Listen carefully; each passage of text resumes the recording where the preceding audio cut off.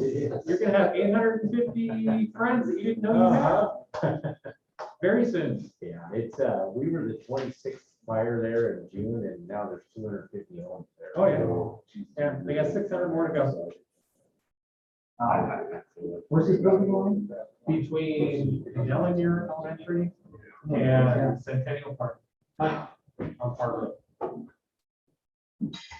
Can't remember how many acres it is, but it's huge. And then once they get that done, then they're gonna do stuff lane, stuff. And then I can figure they expand everywhere. I know it's something like that. The 99 is just a bit more. Actually, these all back roads. Yeah, these all go like to jerk fest and.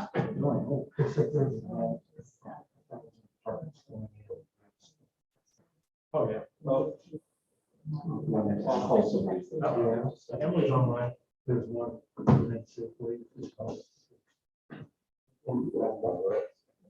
Yeah, one that's just as big as one already there. Which park they already started.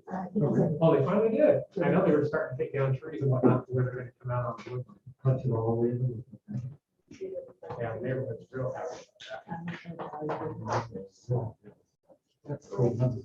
City had security at some of the city meetings 2 years ago, and they were.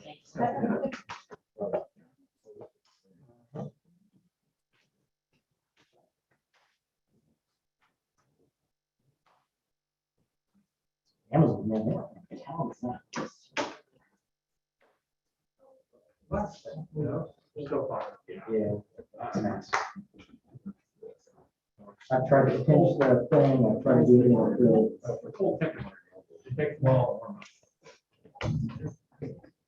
Now. Tyler's online and It's 7 o'clock. Okay, let's go ahead and call this meeting to order. Absolute.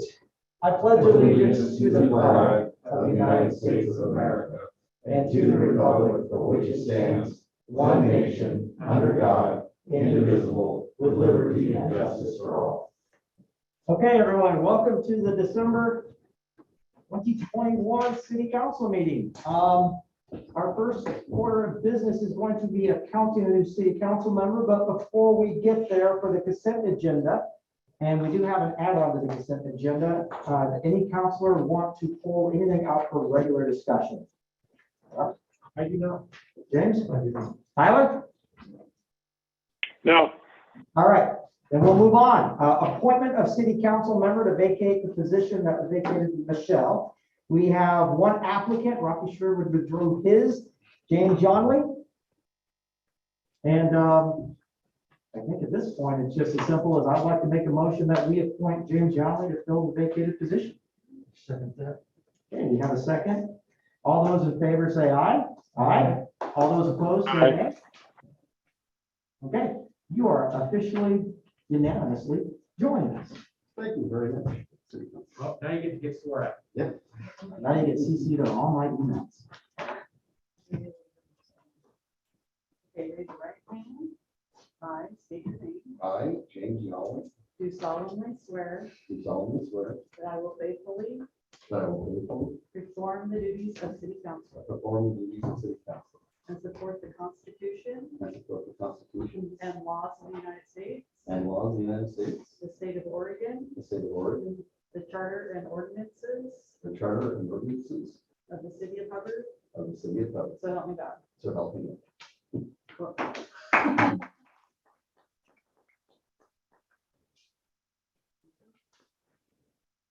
Now, do we have a cost saving measure because we have a tag for him on this? I was gonna say.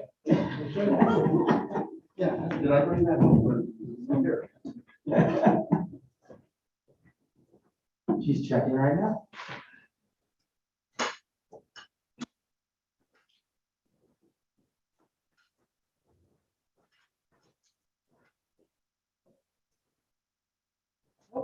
Get one minute. All right, the next agenda item, agenda topic number 4 is further discussion regarding the city manager. So this discussion was postponed from last month to allow Councilor Thomas to join us. And also now we also have Councilor Yonley with us as well, so we do have a full council again. The hope and desire here is that we can make a decision on what we're going to be doing on this. Vicky has pulled a lot of the information requested last time in terms of past discussion. The presentation that Summer gave us, we were hoping Summer would be able to actually get on and discuss some of the financial deficit spending and so forth that she was presenting. She had a family emergency, so she can't. So she won't be able to attend tonight. But with that, I'm just going to first, well, what I'd like to hear is again from the city staff, the department heads, on what is your desire or position on this? Because it really hinges on what we, at the end of the day, want to do what's right for the city and what's going to be right for the department heads.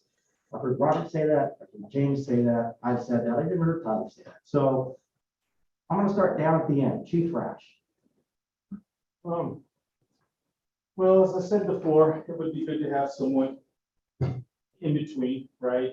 Like I always have to send out a text to 5 different people and you can't respond back because that constitutes a meeting. So I just don't know where we're going to find somebody. There's a big shortage of city managers that I was just informed of at the last chief's meeting. And so we got to take that into consideration when you're figuring out how much. But on a staff's part, it would be good to have someone in the middle.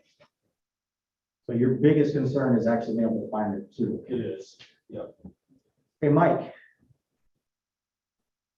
Well, I agree with what Chief Rash said. As I said before, it would be nice to have a building. And Vicky.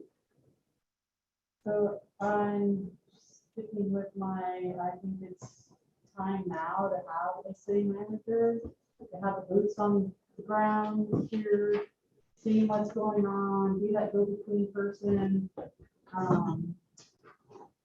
And let the council be the, policy makers and not have to worry about the administration piece of it. As far as finding, things can be difficult either way to find a person. I've seen tons of finance positions open right now. So I think you're having difficulty either with the city manager or city finance person. It's going to be probably the same amount of time or search for either position.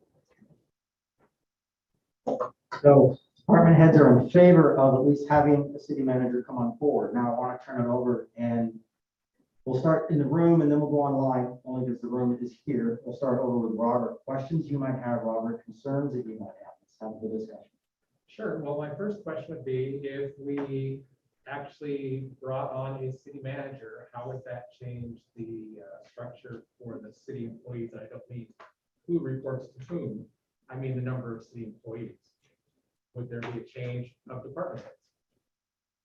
Specifically, Vicky's been running the city in her position for as long as I can remember. How is that going to affect Vicky's position? That would be my first question. And my concern, as it always has been, is making sure, one, that we can afford to hire someone. And two, not just going out and trying to find someone with a bare minimum standard, whether it's financial or minimum education or certifications, but finding someone that's qualified and that will do the best job possible that the city can afford.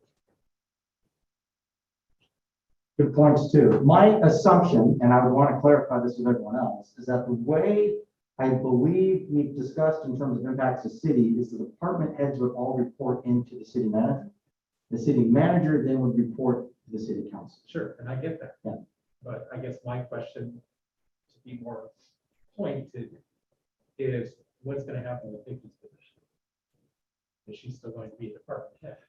Well, I'm assuming so. And do we need that fourth department head? I sorry, I don't mean to interrupt, but to the extent that this is a legal question, I can jump in here. So Vicky's position is in the charter.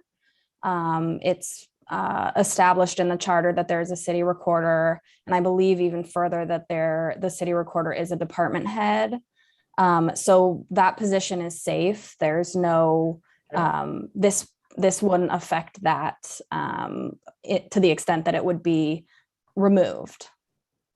Okay. That's my first question. Second question on affordability. That is a big one. And we don't have summer on here.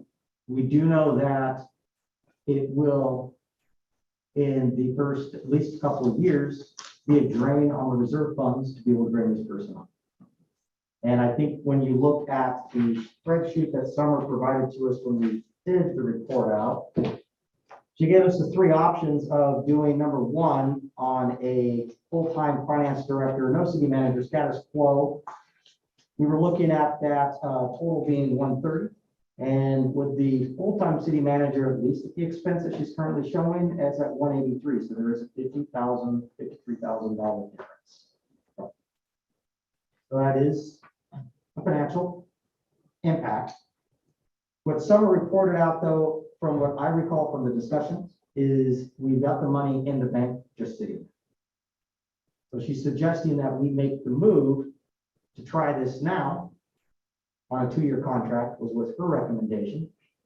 And if it doesn't work out, we don't renew the contract. That's how I understood the recommendation coming from Summer. Nikki, did I mischaracterize That that? is correct. That was the recommendation.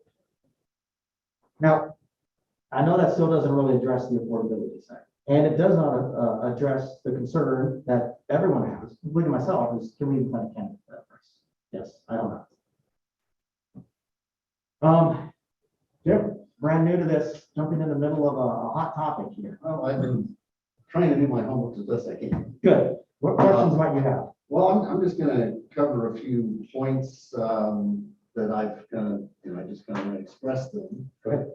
See if I'm on track or not. One of the concerns is it's not in the city budget. Okay.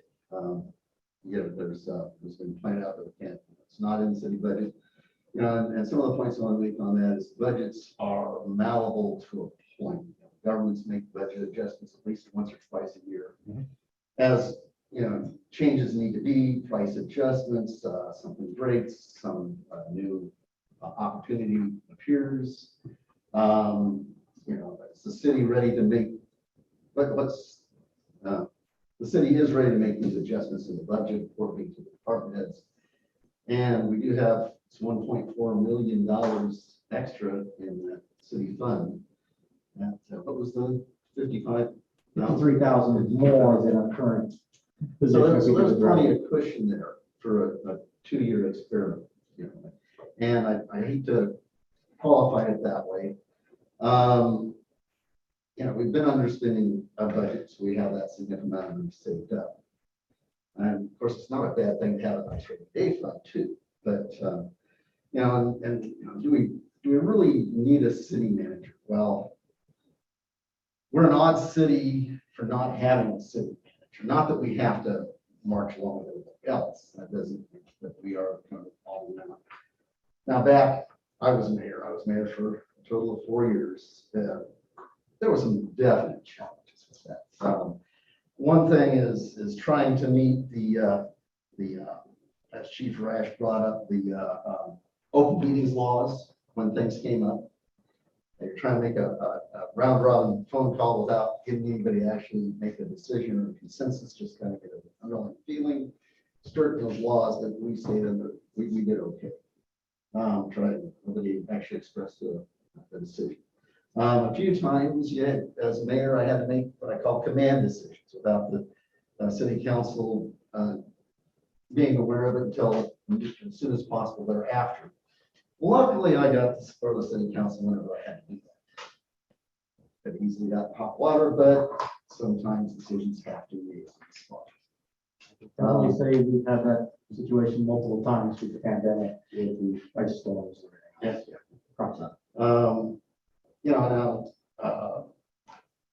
Actually, I found it very challenging. I kind of enjoyed doing But, so anyway, Hubbard is growing. You know, we need to grow in the right directions. You know, I believe we need an on-site manager. You know, somebody here that's over the department heads that can make those on-site decisions. You know, somebody that can kind of take our direction and the different department heads and develop a direction for our vision in the city manager. You know, a 2-year trial doesn't take us down an unreturnable trail. See how it works. I think the underlying thought there is if we get this person on board, if they're a good fit, if they work well, there may be other monies out there that they can bring into the city budgets. And, so, Councilor Autrich here has mentioned that we missed out on certain grants and things like that that could have been brought in the city to assist us. So, you know, that's kind of where my train of thought and ideas are at now. As city managers go, I do happen to know a small city manager, I don't know the person of them, that is actually resigning his position as a federal. He's not local. He is Oak Ridge, City of Oak Ridge. And City of Oak Ridge is where I grew up as a teenager, and they have challenges in their politics. And I think that's why the city manager is back in that position. So as city managers go, I don't know if he's interested in continuing doing that, but there's at least one person out there. So your concern still goes down to the same thing that Robert's saying. We're all worried about is that budget. Can we truly afford it? And again, I think my opinion on a 2-year experiment on 50,000 a year, yes, that's a lot of money. That's not chump change. That's 2 streets being resurfaced, if you ask me. But if the potential to gain efficiency within the city, that would be great, especially if we can make decisions with it. That's where at least my stance is. I will agree with you. It is tough when we have to try to pull everyone together and either do a special meeting. That's the only way we can make a decision for a major decision that has to be made. Unless it's an emergency that needs something quick, we have to pull everyone together. And we've been advised multiple times that we cannot have, what is it, a chain meeting where you text someone and then someone else can text someone up. We can't do that. No. Which pulls us back into, we have to pull a special session, even on employment related concerns. We have to pull a special session. James. Money's always an issue. Some things I highlighted is that Ashley had stated the city manager was able to assist a lot of things that her office already assists with. Hence, maybe we could have some, and that's just one person stating, she's our attorney. And, it's not an inexpensive line item we have. And I think Ashley's even saying, hey, you don't have to call us as much because you have somebody that knows more legalities compared to when she says that city manager will assist with a lot of things that her office assists with, and that is just comparing some of the work they do for us as opposed to other cities. Well, there could be that, and I don't foresee us saving the whole 50,000, but even if we were to take a chunk out of that 50,000, and we're spending a lot of money now, we still have, I know we're spending money here for that position salary already. It's almost been a year. So what we haven't spent on legal stuff for the summer is still sitting. Out of curiosity, Vicki, do we know on the expenses to summer to date, has it equaled or surpassed what we were paying our previous finance director? That's a good question. I haven't done any comparison. I know we extended the contract for summer and the amount of money. I don't know. I would have to look into that. That's an interesting point on cost savings right there. But again, I don't know. We have extended the contract for summer. So, hey, James, any additional thoughts? Well, made that very clear that I just think we need somebody at the top. And Go ahead. How long is the extension on the contract for the finance? It's per money is what it is. It goes to a certain amount of money, Okay, so not to exceed. okay, so just give me an idea of how much have we paid over how many months? I mean, we have 20,000 over 6 months or? her scope is pretty narrow. She's expensive, but her scope is narrow compared to the rest of the finance. I mean, we're just having her do like just big major budget notices as opposed to day-to-day. And so it's probably not as much as our finance director, but that if she was to do everything, our finance we would do well over, I'm sure. Yeah, we've had both Vicky and Julie's picked up a significant amount Yes. to try to cover and reduce that expense. Counselor Thomas. Yeah, I'll try and be brief. We know where the votes are going to fall. I think the most insulting and egregious thing I've heard at my time on city council is that we're willing to, quote, make a $300,000 experiment. I mean, that's the most half-baked idea I've ever heard. You're willing to go knock on your neighbor's door and say, hey, that tax money you're paying, guess what we're going to do with it? We're going to have a $300,000 experiment. You got to be kidding me. I'm voting no, 100% no. With that, we can bring this to Robert. Any additional thoughts? Any additional questions? Nope. Counselor Gunn? Not on that. I was kind of looking through the job description. I had some minor adjustments. I think there's maybe some duplication. Something we can address more administratively. James? Okay. Well, let's see where this falls then. We do have a full city council. So with that, I'll go ahead and make a motion to approve resolution number 7202021, resolution creating a job description for city administrator, that's in quotes, position, and repealing resolution number 6532018 regarding the finance director job description. Okay. All those in favor say aye. Aye. Aye. All those opposed say nay. Nay. So was that 4-1? Okay. I do want to mention though, real quick to the counselors, I appreciate the open and honest discussion. And that's what I hope this council can continue doing. We're not all going to have the same opinions. We're going to disagree. And through disagreement sometimes, and even argumentative discussions, you can come to sometimes better solutions. So I just appreciate the civility of the council discussion. Thank you. With that, let's move on to the discussion regarding recruitment of a city manager.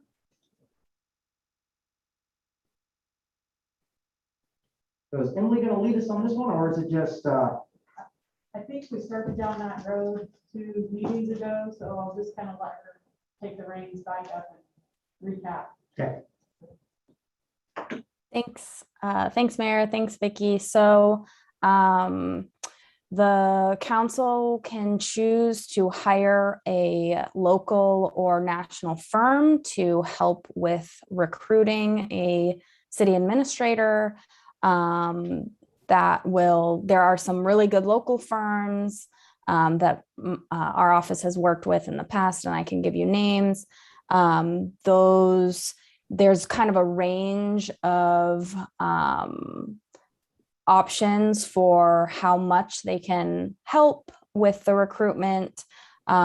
Typically, they help to refine the job description, which requires interviewing stakeholders. They develop application materials, advertise the position, do an initial review of applicants, then develop a list of finalists. You can have them do a public component, soliciting, input from the community. Then final interviews with the city council, followed by selection.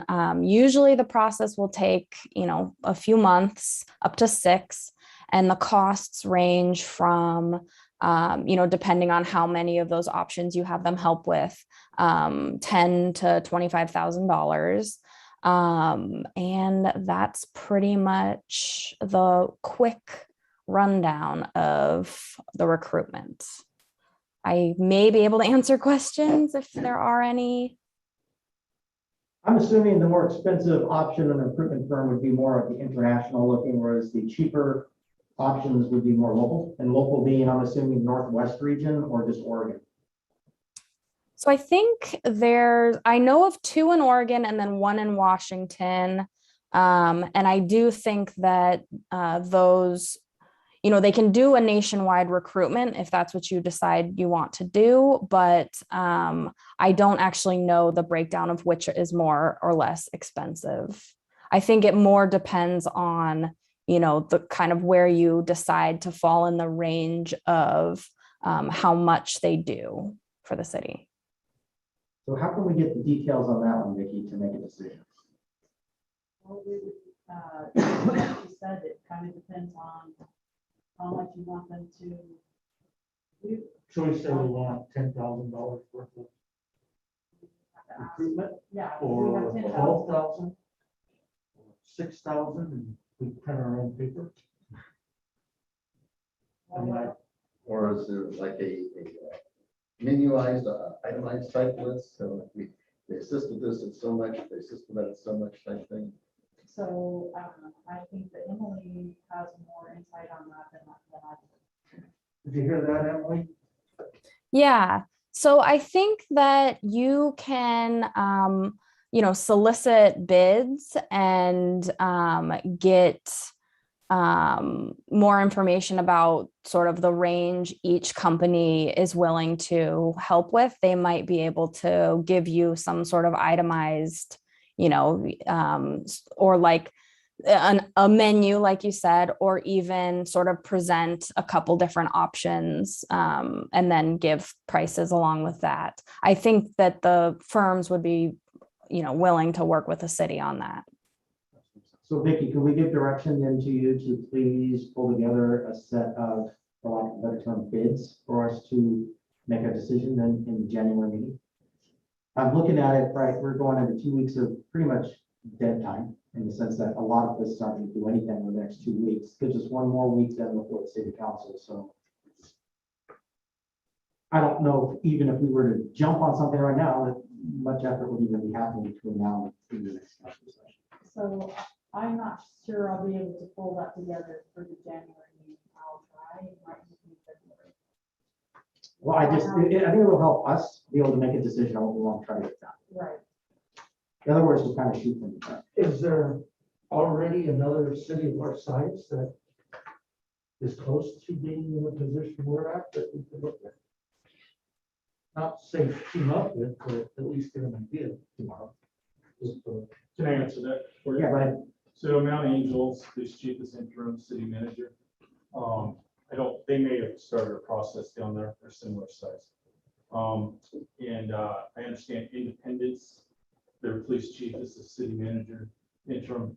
They may have started a process and then I don't know how to say that one, that's still under by Eugene, somewhere down by the coast. Thank you. Their chief has been interim for a couple of years, so I don't know if that would be worth even looking at. Those are the 3 I know that. I see a theme here, Chief. Yeah. Something you want to No, tell us? That'd be a short term to find somebody. yeah, The railroad track sleeve. Yeah. That's not what I brought that up for, but Mount Angel, I can reach out to Mark Daniel tomorrow. that'd be wonderful. Yeah. So Give us an idea. I think that'd yeah, be good. and see what they're doing, if you'd like. And then otherwise, Vicki, if you could try to bring something in by the January meeting, great. See if we can't push the effort of pulling those together by the firms that would be interested in actually doing the work. So do I have permission to work with Emily? Because she said she had some, the companies, I know of one, to make those contacts. Yeah, I would assume so. It depends on what council's overall consensus is. Are you fine with her working with them? Absolutely. The more information we can get, better. Yeah. Right off the bat, I don't think we need to do a national search. No, I would rather try to keep. I'd rather, I think consensus would be more localized. Not covered. Right. Okay, so hopefully in January, then we can get some additional information to help the council make a decision on how we best go about recruitment. I know putting the ad in the newspaper and how we tried to go about finding the last director did not pan out very well. Let's put it on Craigslist. Yeah, city manager, okay, Brick City. We put that on the city website that we're advertising. Yeah. Just kidding. You know, Okay, if we're done with that discussion for now, let's go ahead and move on. Agenda topic 5, continued discussion regarding funds received under the coronavirus state and local fiscal recovery funds established under the American Rescue Plan Act, ARAP. So we're right here, I've got the list right here. So last time, Chief Rash, you provided us a breakdown and a suggestion. Since then, though, we did get an email from Chief Budge saying, whoa, fire district, show some love. Anyhow, I've got your letter, Chief, but do you want to come up and just give a quick? You bet. Mayor and Councilor, thank you for this opportunity to talk to you about the American Rescue Plan. This round of federal funding was provided to the states, the counties, and the cities, but there wasn't any to the fire districts allocated. Now, it's different than the first round of CARES fund that actually did allocate some to the fire districts. So what that puts the fire district in a position to request funds from the other government agencies. And the fire district will be making a request to Marion County. They have a rather large allocation that was presented to them. I would like for the city council to consider a partial funding of this project that I'll describe in a minute. And then I will take that information when I make that application to the county. And if we could have a partnership with the city and the fire district, it might strengthen our application for the county. The request is for a renovation of the dormitory at the fire station. So in 2020, the voters of the Hubbard Fire District approved a levy that allowed us to do 24/7 staffing at the fire station. The challenge we have is we have one large open dormitory. It's not large, it's a very small dormitory with the beds pushed close together. And we have male and female firefighters. And most of our volunteers are from out of district. So they volunteer to come here and stay at the station and provide fire protection and medical response to the fire district. The situation in our dormitory is causing issues with them not feeling comfortable, lack of privacy and that kind of thing with staying at the fire station. Those that do will often just sleep in the recliners and so they're not in that tight, close environment.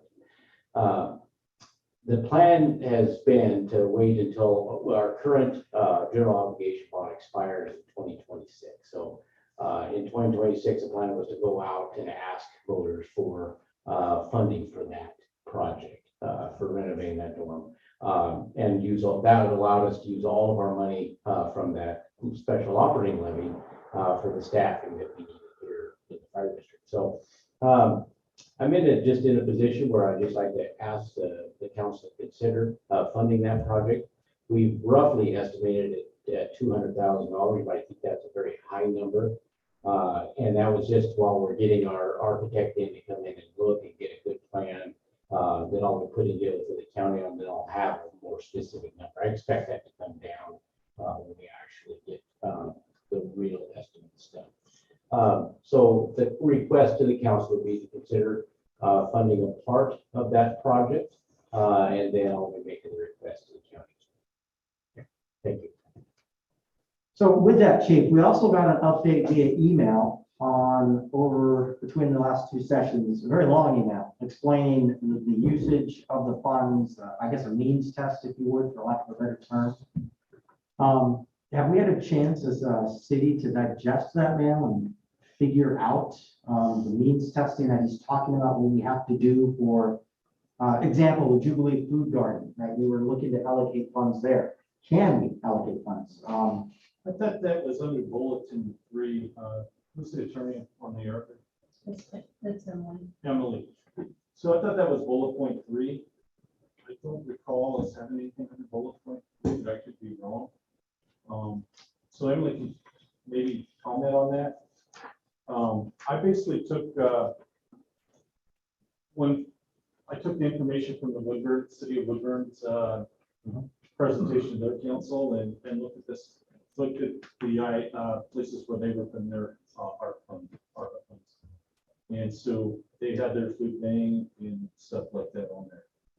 So Emily can probably answer those questions better. Emily, can you still hear us? Yes. So on the outline of the draft proposals from Chief Rash, from your email that came back, are there any that you are overall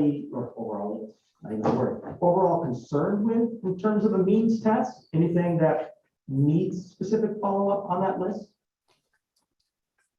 So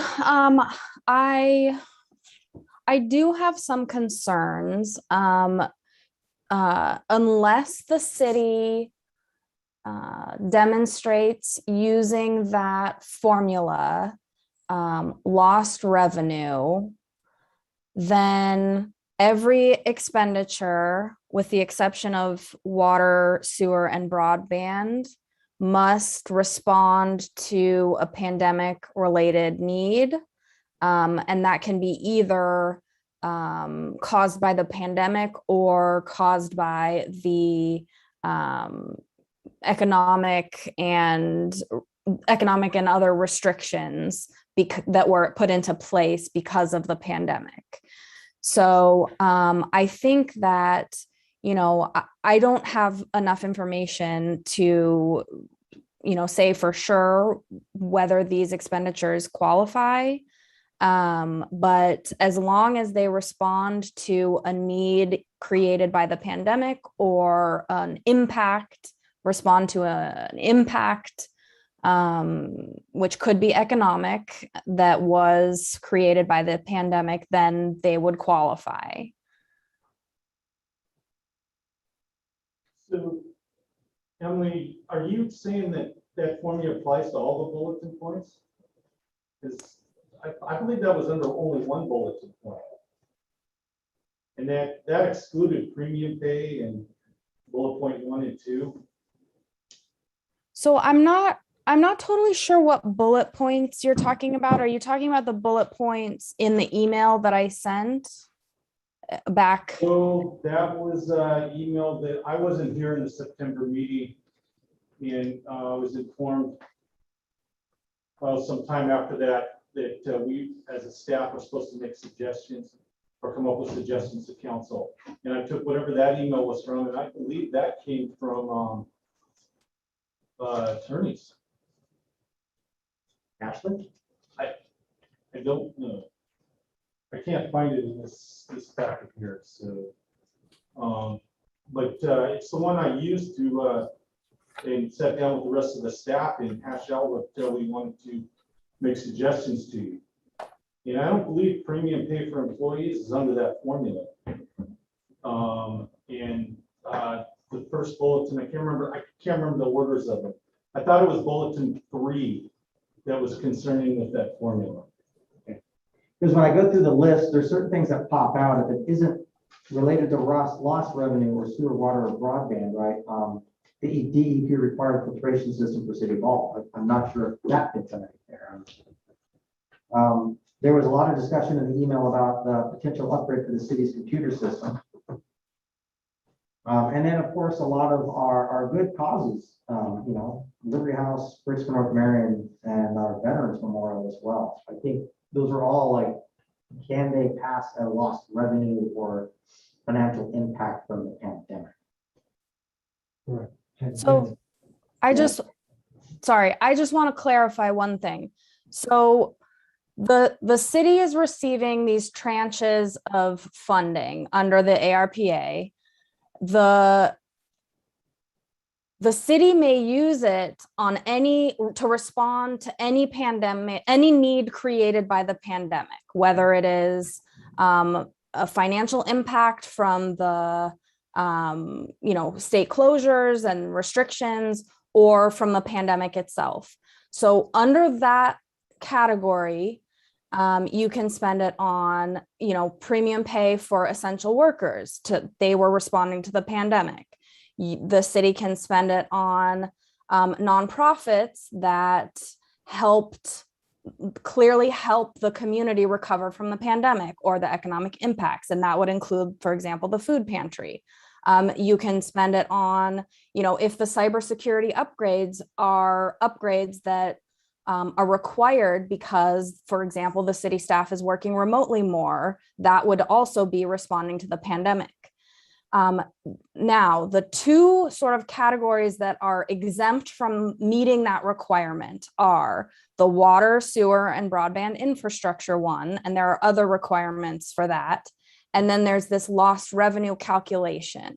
And in order to meet the lost revenue calculation, the city has to go through this formula and sort of prove to the federal government that the city lost revenue because of the pandemic. And then that money that you've sort of proven now that whatever the number is based on that formula is you have flexibility on how to use that smaller pot sort of the ARPA funds. Once you've established using this formula, which Summer and I can help you if you decide to go down that route, then that pot has fewer restrictions because it's responding to the city's sort of loss of revenue. Okay, so then you have a lot of flexibility, but everything else has to meet. It doesn't have a lost revenue requirement, but you have to be responding. You have to be spending the money on something that's responding to the pandemic.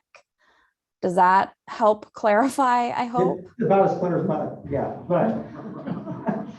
So I think what we need to do, and I say we, it's a royal we for our department heads, I think we need to go to the next level on peeling this onion for these and outline which ones can be at least ones that don't need to be means tested, ones and somehow align a pandemic, I guess, impact to the others. And my other request might be for if we can sit down with the fire district and see what can be budgeted out of it potentially to also help with the partnership, because we do know that the fire district obviously has been impacted by the pandemic for sure.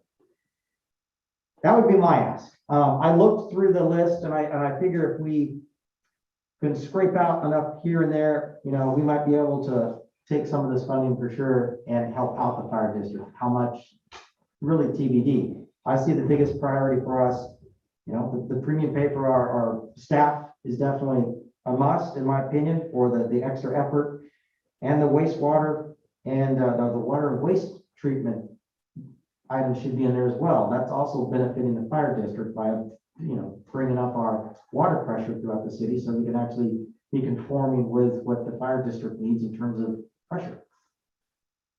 I understood that if we do something that might be borderline, would open up Pandora's box to review everything. Is that how the email that we got could be interpreted, Emily? So I think it's unlikely that would happen.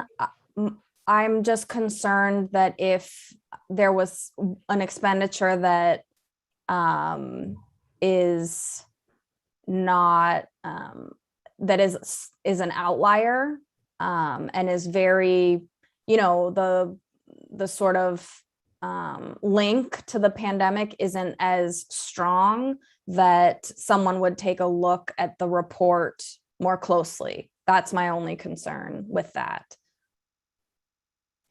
Well, circling back around again, when do we need to have this? We don't have a timeline necessarily on when we have to spend this money. The Right. timeline is very far in the future. I don't remember. I think that the money has to be spent by the end of 2024 or 2026. I don't remember. It's years away. You have time. And Chief Budge, when are you looking to make your presentation to the Marion County? Yeah, it'd be with our second allocation, and that, they expect that to be mid-January. Okay, So the memo I was talking about from Emily, was August 5th of 2021. It was bullet point 4 that I read that formula she's talking about. I didn't see it applying to the others. So my mistake if that's applying to everything. I don't think there's any mistakes here. I think we're just trying to clarify. We just want to make sure we're in compliance. But it was a memo that she sent August 5th that only Vicky received, and I think it was included in the packet for September. Yeah, so. Well, if it's agreeable with council, could we have the department heads sometime before the next council session, sit down with Chief Budge and see what type of options we might have to be able to put some towards the renovation? Yeah, I'm just wondering, I don't want it all falling on you, though. I would love it if Mike and Vicky can also it participate. didn't fall on it. We all sat together. Okay, I just called it around a little bit, but it'd be great if Emily could be there somehow, so we can get some guidance on it, because we're all kind of. yeah, I know, we're all in the muddy water looking around trying to figure it out. My thought on this is, how many of these other things would you like to attach to this if they actually fit it? All of them? You've got a few that maybe you don't want, because what it would come down to is whatever we allocate to the fire department would just be cut off the end of whatever's left, which I would be assuming would be going toward water and wastewater. And the information that I've got, what I've seen is that we've got until 26 to spend it. And with water and wastewater, it's a matter of, it's can go towards a project that is eligible for the state revolving fund loan, which is a federal type grant. And generally that consists of capital improvement projects, something you're going to do to enhance it. It's not to be used for breakdowns and that sort of repair, maintenance, for those sort of issues. Well, when I look through this, I can see some things I could maybe suggest dropping, right? Security camera system for the city hall PD, that was a nice to have before. Probably be a nice to have still, if it meant trying to help out the fire district, might be a suggestion. Because I think we actually approved that a couple of years ago and decided not to put one in. So, question, do we need one now? Do you think we need one?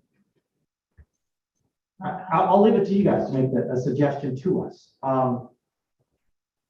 Is Yeah. there anything we can kind of throw the Chief Budge?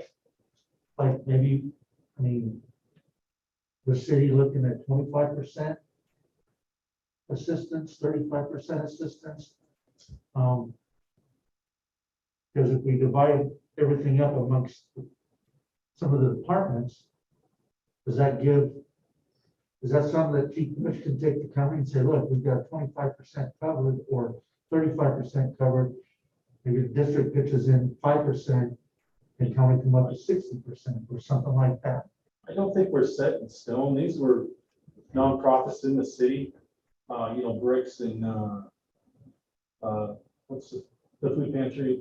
And then the only, one of the city gems is our Veterans Memorial, which Emily made clear that, really doesn't fit into that part. I don't think there's any service they provide other than having a memorial. That's something that definitely could be cut.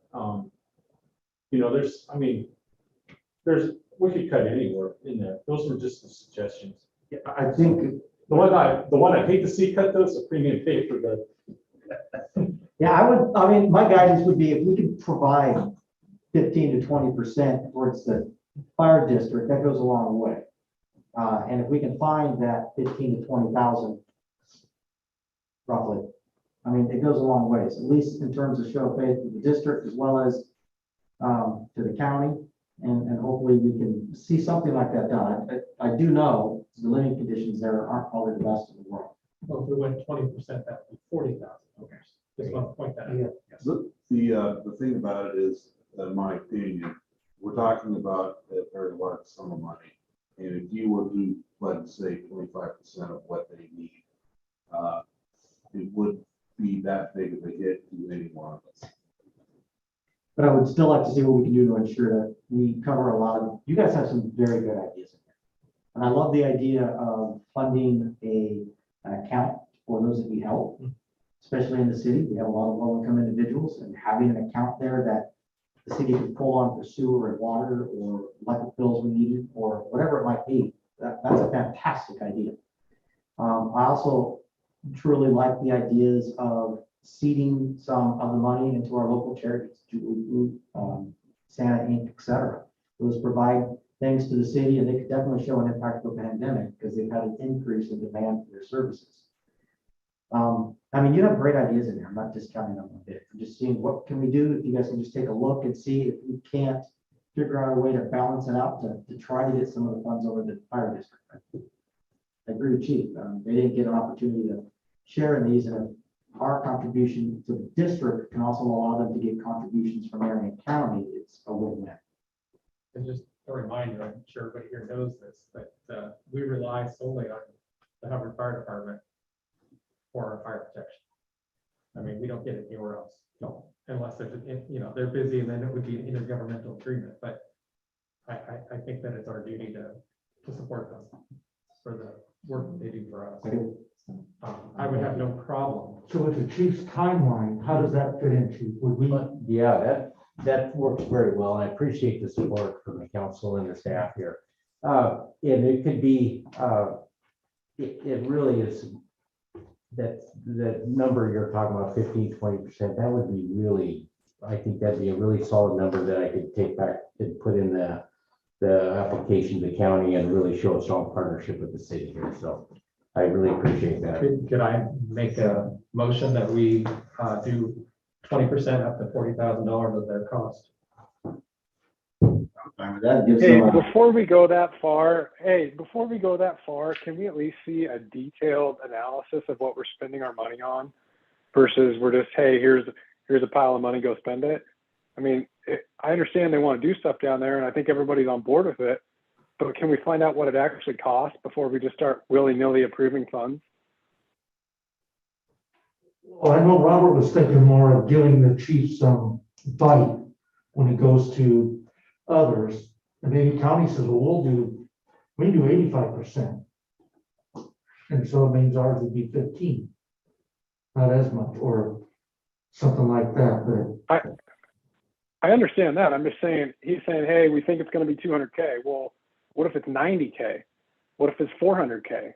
Well, if it's It would 90, just be helpful to see. It would be helpful to see, right? I mean, you guys can do what you want to do. You got 4 votes up there. But I just think it would make sense if we actually knew what the money was going to be spent on. I think a nice mid-ground on this is you said by January, you're going to need some sort of an idea, probably by the time we've already met in the next January meeting, which allows you to have time then to sit with the department heads and see what could be fleshed out and bring it back, and hopefully get a better idea then on the overall budget that you're looking for at the fire hall. That's correct. So we do have an architect scheduled to help start that process, and we're playing catch up here. So we will have a sketch done. He feels we could have a sketch done good enough to get a really solid estimate from a general contractor to establish that number. And I apologize, I don't have a really good number right now, but we should have that by the January meeting. Perfect. And I agree with Councilor Thomas, right? We could say 20% and then you come back, oh, it's actually half a million. And then we've got ourselves a pinch. No, it's a good point, Tyler. And so we'll look for that estimate. And if you could just work with city staffing as well. Okay, so we got this clear. We're gonna meet probably after the holidays. And then I won't be at the city council meeting in January, but we should have something to present. But so my question to Emily, do you want us to come up with it and explain everything out and then submit it to you so you can give us a legal opinion on that? Or do you want to be present when we discuss this? I'm open to either, whatever you think would be most helpful. What I personally think would be better if you were there when we meet, but, Do you think summer should be included in this conversation since we're gonna be talking about this formula and whatnot? I don't know if Yeah. you're asking me, but yes, I think that would be helpful. yeah. Okay. Yeah, I would leave it to the discretion of the department heads to decide who needs to be there to make an effective assessment. I have another question for Chief Budge. Yes. Are you asking any other cities for, part of their ARPA funds as well? Yeah, so this is also coming up with the city of Jervis, with the Woodburn Fire District. So Hubbard Fire District only serves Hubbard only. But the Woodburn Fire District also includes Woodburn and Jervis. So we're doing the same kind of partnership with the city of Jervis on a joint building project. So I think we've got clear direction then for now, and we'll reconvene this particular topic then in January. Thank you. You're welcome. Let's move on. Mayor and or council presentations. Do we have anyone that would like to provide a presentation? James? Yes, well, Santa, which we talk about every time we're up here, concluded most of their activities on Saturday with a large amount of assistance from everybody involved, from fire districts, from Hubbard, Woodburn, Aurora, Donald, you name it, across the gamut. We had North Marion High School kids, we had Young Life leaders, we had a lot of local people from Hubbard as well, all down there making sure that 465 families that were invited to get a food box and toys got what they had come to them. And the fact they brought their children along, and the looks on the kids' face, and the glamorousness of getting a gift spoke volumes to the volunteers that helped. And it took the communities to make it all happen. So on behalf of Love Santa, we want to say thank you to everybody involved. We want to publicly say thank you to everyone, citizens, to all the way across the world. There were untold number of businesses that donated, whether it was time, employees' time, equipment, or money. Truly was a community event. Very, very heartwarming community event. Well, my thank you to both James as well as you, Robert, to be participating in that, volunteering your time. It makes a difference in the community for sure. And that is something else to see you guys out there also doing this. Okay, James, anything else? Jim, anything? Well, first off, I want to thank the city council for, appointing the new position. Hopefully I will meet your expectations, and I will definitely do my best to fill this position and make good educated decisions. I also want to thank both the city council members here for their participation in this recent Christmas event. Thank you very much for that. Councilor Thomas, anything you would like to present? So, Okay, and I don't have anything specific on the mayor's side. So we'll move on to staff reports. We'll start with the police department. Okay, so you have my report there. We have the policy updates that came from our company, Lexipol.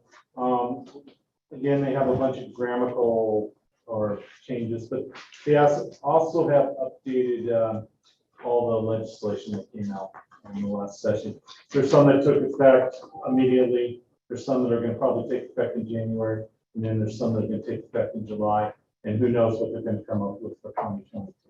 So those are what all the policy updates are for. Does anybody have any questions on those? I was kind of looking over some of them, and I didn't really see any difference in the grammar between what was there and what was proposed. I mean, it looked nearly identical, so it must have been something legal about it. I don't know. They do that all the time, and I can't. Well, it's even more interesting if you dig into it. Some of the grammatical changes, like they didn't change anything. You just crossed the word out, put the same word in. Exactly. So I think it's Word Perfect or something, and I'm not familiar with it. I don't know. I've been working with this system since 2008 at my old agency until now, and they've done this ever since. And who knows? I think if it's in red, you say it with a straight face, and if it's the same word in blue, you say it with a smile on it. That's a good way to look at it. Yeah, so I read some of it, and I'm like, it looks like I'm reading the same thing across that, so. Okay, No questions on that? none for me. Council, any questions on the policy manual changes? Tyler? No. All right, So Sergeant Anderson, we did that lunch program at North Marion School that was pretty successful about 3 years ago or 2 years ago. COVID hit. We haven't been able to do it since then. Sergeant Anderson reached out and the school's not ready yet. So that's still going to be pushed out. We hope to get that going. Last night I spoke to you. Molly's been working on to be reaccredited. Right now I'm on the accreditation board, and it's the city of Hubbard's not required to be accredited police department. We went ahead and did it 3 years ago. The director said it's going to come for everybody. They just don't know when. So we should be accredited in January, get the certificate in April, and we should be good for 3 more years. And so Molly's been working on that, doing a good job on that. She's actually helping the city of Jervis too. So kudos to her.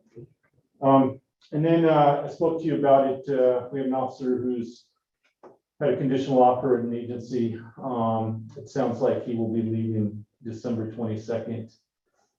So I'd like to ask council permission to start a hiring process. Just some things going on. Not a lot of people are applying for police jobs. Mount Angel had a hiring process 2 months ago that I helped them with. They had 5 applicants, 3 showed up at testing, 2 made it past testing. 1 didn't show up for the oral board because he got a job somewhere else, and the other guy failed his oral board. So they were 0 for 5. I did have a couple people reach out to me that I'm definitely going to call to get to hire. And I also have other people that I've been trying to recruit into law enforcement. So hopefully we can get some people to test and get that position filled right away if the officer leaves us. yeah, so Vicky, do we need a motion on this one, or can you just need a consensus it's to backfill? I need a motion. Make a motion that, we have Chief Fresh start the hiring process. I second it.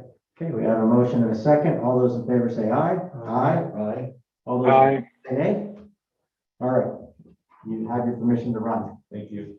Does anybody have any other questions about the police department? James? No? I'm good. Robert? Tyler? No. All right, thank you, Chief. Let's move on. Next one on our list, Hubbard Fire District. I'll just make a quick comment. We spent a couple hours last week working with Melinda with the hazard mitigation plan. It's a county-wide project to identify all types of hazards that the district may be subject to. So it was a long process identifying all different types of hazards, natural disasters, hazardous materials, domestic terrorism. There's a long list, but we worked all through that. And really this has to do with, are we taking a good look at our preparation measures? Are we, and what we're doing? And then if we're taking steps that way, we'll also be eligible for direct federal grants that might come towards the fire district or the city here. So it's a good process to go through, and Melinda really did a good job leading that process. Thank you, Melinda. It's amazing how many hoops you gotta jump through just for grants and even be in the running for them. All right, any questions for Chief Budge? Nope. All right, we'll move on then to Administrative Department. I have nothing to add to my report. The audit, I have a draft audit, financials, so that should be coming your way soon. Okay. Any questions for Vicky in the Administration Department? Tyler? No question. Awesome. Public Works. You've got my report in front of you, and let's tackle these one at a time. Item 1, we were able to make a deadline for the first round of the county grant. We asked them for the entire cost of the project, which is going to come to $3.64 million. The county has assured us that yes, we can go ahead and submit for the whole thing. We might not get it, we might just get a partial, but hey, why not ask for the moon? Why not shoot for the moon and go, you know? Everybody start our negotiation. Item number 2, I talked to you guys briefly about yesterday. And we've had a couple of main pieces of equipment at the wastewater plant break down on us over the last month since Thanksgiving. One is the grit removal system that was put in '05. We are currently trying to get a gearbox replacement for that. But because of COVID and supply shortages and things, it's been a little bit difficult. At this time, we're removing rags and such with crack gauges. The second one is our screw pump that is a very critical piece of equipment that returns part of the process back into the raw wastewater so it can get treated. It's called the return pump. It's a screw pump. Got a quote for it 2 weeks ago, and to replace it, they're wanting to charge us $150,000. I feel this is a little bit expensive for what we can pay for, so we're continuing our search, and what I think it probably come to is some sort of a different type of a technology. Right now I'm looking at lift station pumps we can drop in that same location that are geared for the solids and have big enough port for able to pass rags and hair. So when we get to a plan on that, I will let you know how we're going to go about it. But from the looks of things, it's going to be a process. Right now, we're running 2 half-horse sump pumps, and they're taking a beating. So we're going to have to replace it with something here pretty quick, or we're just going to be without that stage in the wastewater plant. So we may be looking at going through pumps, 2 pumps every month until we get this thing figured out. The cost of the pump. The pumps that we've bought are $450. Out of curiosity, and yeah, we talked about this a bit, I think a little bit yesterday as well, what solutions can we come up with? Question for you, in terms of the age, this equipment was put in originally when the waste treatment plant was put in, right? Yeah, the screw pump that we're talking about was a Schreiber screw pump that was put in 1984. Long time. Yeah. Do we have an idea from Public Works on other capital costs, if you wish, any other machines that we think are ending their state of life that need to be replaced? Yeah, I would like to replace the main lift station that was put in also in 1984. It's an old school electric type of a thing that has no alarms or anything to it. It tells us whether it's either it's on or it's off. It tells what the pump's running, and we get an overheat alarm, and we get a high water alarm with what's on the flood. So it would be nice to have something that's a little more modern for that. Now, have those replacement costs been factored into your wastewater treatment budgets and so forth when we do this project? Well, what we're doing with that is we're looking at all that with our facility plan. So when the engineers get done with the facility plan, we'll have an estimated cost and things that need to be replaced. Another piece of equipment we've got down there that is giving us fits is the UV system. The UV system is what disinfects the wastewater before it gets done correct. And what we're finding out with that is it was installed in 2000 and they just don't have parts for it. 21, 22 years ago now. So yeah, we've got a lot of the stuff up there that's been hacked together over the last 40 years, and it's getting thin and wearing out. What I'm hoping for is just, we can start taking that forward look, and either it's included in the budget line that we're looking here for the waste treatment plant upgrades and the water pumps, et cetera. And if it's not included in there, let's just get it forecasted out so we can start planning on whether we replace them now, we do it 2 years, 3 years, just some sort of a timeline. So maybe in the future, we can understand when we have things coming up for replacement costs with other companies. I know this year we also got to get with the generator as well, because we ran the tickets out of that thing. But, yeah, it's just little things like that, just be great if we can get ahead of it. Well, that's the reason why I pushed to get the facility plan done when I did, because we are looking at a major upgrade that's gonna be forced on us by DEQ. We all know this. When you're in the process of doing that, asking for X amount of dollars, it doesn't take a whole lot more to go, okay, while we're there, why don't we deal with the lift station, and why don't we deal with the UV system, and why don't we deal with the screw pumps and all that, and just do a total plant upgrade at one time. That way you just go out and ask for the money at one time and get it done, and it's over with. So piecemeal, I completely agree. The problem with that is the time that it takes to get all the planning and engineering and all that done before you're actually replacing pieces of equipment. But Well, yeah. the biggest concern is the one where we're burning through pumps, right? Yeah, and say I've got a line on some stuff through Xylem dewatering systems. It's looking now that I can put in 2 different pumps, 3-inch, for about 25,000. That should take care of our problem. One working as a primary and one working as a backup in case that one does get plugged up. But they've got different type of technologies to where if they do get plugged up, it'll automatically reverse itself and kick everything out. Backflush almost. Yeah.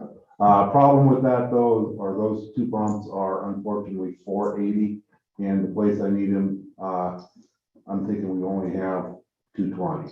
So we're gonna have to find some way of bringing some more electricity in. Powerful pump. All right, questions or anything else that you want to report? No, that's about it for this meeting. Any update from Union Pacific at all yet on the railroad crossing? Yeah, the last update I got is the guy that we're dealing with for Reno had COVID. He became a long hauler and he was out of commission for about 4 months, and now he's just getting back into the swing of things slowly. So it's a great time to remind them, hey, 4 months ago, you said you were gonna sign off on this, right? Well, he said he was gonna sign off on this and we'd get it done by what, April? Yeah. Okay, it's just great. You watch someone walk up on the sidewalk to the end and but they are using it. Well, you think the government moves slow, probably working with the railroad. Yeah, that does, I'm sorry, I have another question for you. Along 99E, I've noticed we've got substantial weeds growing out between the street and the sidewalk, in the gutters, basically, in front of the furniture store. I'm assuming that's ODOT's territory, but what can we do to get those scraped and cleaned up, just to spruce the city up a little bit? And But we can send somebody out with weed eater to take care of them. Now, are you talking about the ivy that's growing over the sidewalk? no, in this case, I'm talking about, if you look just right in front of the furniture store, you'll notice in the gutter, it looks like we got a whole nother yard bed just starting to grow out of the gutters. I'll go out there tomorrow and take a look at it. Okay, And if necessary, I'll send a guy out there sometime in the next couple of weeks with a weed eater. great. And is there any possibility that we could address any of that backup flooding that's happening on that corner? The one by the Hubbard sign pointing in, because it has been flooding a lot. Right, no, I've had my eye on that for a while. Technically, it's ODOT territory. I had the thought of going out there and trying to deal with it ourselves, but unfortunately, we don't have the type of equipment that we would need to cut through the roots that are plugging that line. So we're kind of, either we rent it and do it, or we keep mounting on ODOT to get that. And ODOT's not moving very quickly either. They've got other irons in the fire. Just keep pounding at them then at this point. Just keep being the noisy wheel. Also, we're gonna have to move the Hubbard sign that's on the corner of D and 99. I think maybe we talked about this. I think we did. Yeah, we're gonna have to relocate. I'm this. going to approach Mr. Kennedy and see if I can put it right there next to the sidewalk on D Street, because that's actually where historical downtown is. So I'm thinking that would be a good place for that sign. We'll look forward to your recommendation on that move then.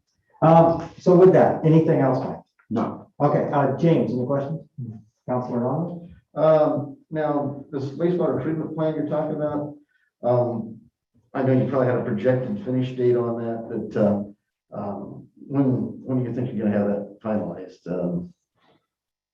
2 months, 6 months? Well, the facility plan is, will be nearing completion sometime around August. If you're talking about the timeline for actually putting in new equipment, then you have to submit the facility plan to DEQ and get it approved by them. Then you gotta go through the engineering stages, and then you go through the bid stages. So we're probably talking 24 months minimum on that one. Okay. And, you know, on the placement of that sign, not quite sure why you're having to move it. But I think that was put out there so we'd hopefully draw people off of 99 down to downtown. What the issue is there is this summer, ODOT's coming through and they're putting in ADA ramps throughout the city. These ADA ramps are being caused by a lawsuit that ODOT lost a couple of years ago. So they're having to go through Oregon to replace, I think the number is 21,000. And Hubbard gets about a dozen of them. And unfortunately, where that sign is placed is being direct conflict with the ADA ramp we need to put in there. Yeah, they love this, to put them even, there's no sign. So you'll have a nice ramp up there. Nowhere. That's all Okay, thank you, that's all I have. right. Robert, No, no more questions. Counselor Thomas? No, All right, then let's move on to consent agenda. We do have one additional consent agenda that's going to be added, and but I'll go ahead and read these. I'm going to throw my mask a little bit so I don't fall out. Okay, consent agenda A, approval of the November 9th, 2021 City Council meeting minutes. B, approval of the November 2021 check register report. C, resolution number 721-2021, a resolution amending resolutions 665-2019. 682-2019, 688-2020, 70-2020, police personnel policies and procedures for the city of Hubbard. And D, approval of an intergovernmental agreement for police firearm range usage between the city of Woodburn and the city of Hubbard, and authorize the mayor to sign. Motion to accept the consent agenda as stated before. Second that. All right, we have a motion and a second. All those in favor, say aye. Aye. Aye. All those opposed? Okay, consent agenda is approved. Moving on to appearances of interested citizens. I don't see anyone online, and you don't want to come up and talk? Okay. We'll move right on from that then. Other city business, last opportunity, counselors? Is there any pending event requests to use parks that No, you know of? not in the near future. Nothing? No, December 21st. December 21st, I believe, is the canned food drive, but they're not going to be using the park, they're going to be using the parking lot. So we deemed it not necessary to have a park permit for that. How about Wednesday, December 22nd from 5 to 8:30 at Redmond Park? Posting. Is that the toy drive? No, this was a holiday parade going through Jervis. Oh, And that's City of Jervis. That's not they're Jervis. starting here They are? and going through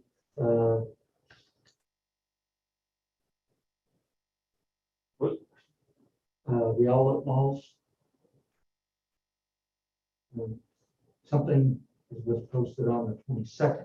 I didn't see anything in the packet, so I was a little concerned about having gatherings. The only thing I was told about was December 21st toy drive. Yeah. Toy drive and whatever there at the park. Is the toy drive the one with the truck going to be at?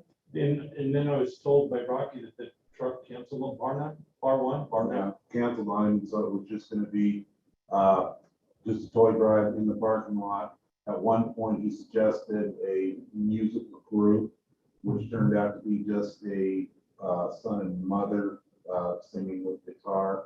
And we told him if that was the case, then yes, he'd have to submit for a park application. He decided that that was not necessary at that time.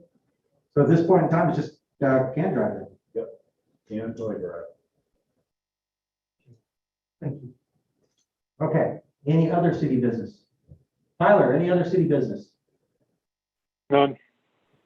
All right, then I would make a motion for adjournment. All those in favor say aye. Aye. We are adjourned. Aye. See you all in January.